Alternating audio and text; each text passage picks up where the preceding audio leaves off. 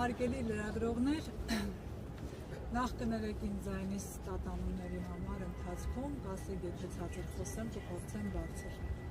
Թույլ տվեք ձեզ բոլորիդ շնորհակալություն հայտնել այստեղ գտնվելու համար, այս ասուլիսը լուսաբանելու համար։ Նաև ներողություն խնդրել ձեզանից, որ առաջին 2-3 օրը չէի կարողանում խոսել ձեզ հետ, բայց ձեր ներկայությունը այնտեղ ինձ հուշում է, որ արդեն մեր ենք, այնպես որ շնորհակալ եմ բոլորիցդ։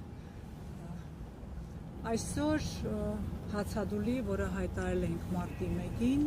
12-րդ օրն է և բոլորը տեղյակ եք, թե ինչին էր ուղղված այդ հացադուլը։ Իրականում սա խնդրանք էր Ռուբեն Վարդանյանին, իմ և իմ ընկերների Արտավազդ Ալավերդյանի և Վարդան Ավագյանի կողմից մեր ավագ ընկերոջը խնայելու իր կյանքը,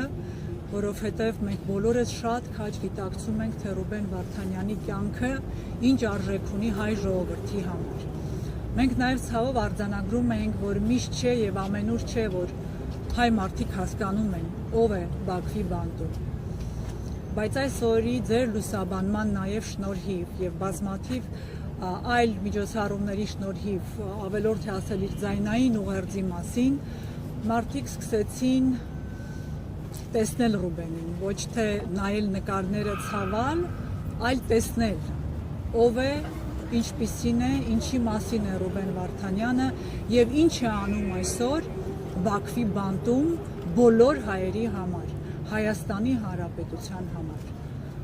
Ով կույր է, նա չի տեսնի միայն։ Ես մի սիրելի ընկեր ունեմ, խուլու համար, ամեն օր բելան գալիս էր ու ասում, որ ինքը իմ կողքին է ու գիտի ինչ է կատարվում ու տեսնում է, ինչի համար ու ինչ են անում։ Էնպես որ միայն իրականում թույլ տվեք ասել, նրանք ովքեր ուղեղով տկար են,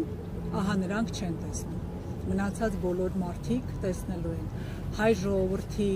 արժանապատվությունը վերականգնվելու է։ Ու թող թանկ գին ենք վճարում բոլորս, բայց դա տեղի է ունենալու։ Այս 2 օրը, 3 և այսօր մենք զրույց ենք ունեցել Ռուբեն Վարդանյանի ընտանիքի հետ։ Պարբերաբար ենք խոսում, բայց այս 2 օրը նրանք մեզ հետ խոսեցին այլ բովանդակության։ Հարգարժան իր կինը հարգարժան տիկին Վերոնիկա Զորաբենդը և քույրը շատ սիրելի տիկին Մարինա Ալեսը մեզ խնդրել են դադարեցնել հացադուլը,